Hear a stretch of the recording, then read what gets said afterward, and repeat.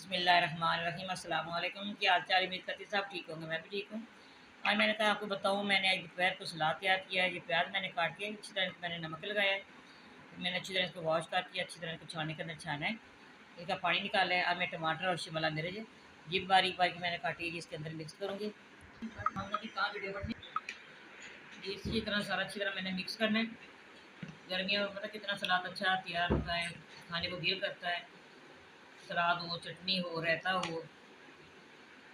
मैं आपको काटना भी सिखाऊंगी किस तरह से तैयार करते हैं, सारा मैं बताऊंगी। आज मैंने काट के आपको मिक्स करने से पहले मैं आपको बताऊँ, मैं डिश ऑन करके दिखाती हूँ आपको। माशाल्लाह बहुत अच्छा तैयार हुआ, बहुत अच्छी खुशबू आ रही है। थोड़ा सा आपने इसके अंदर लेमन भी डालना है।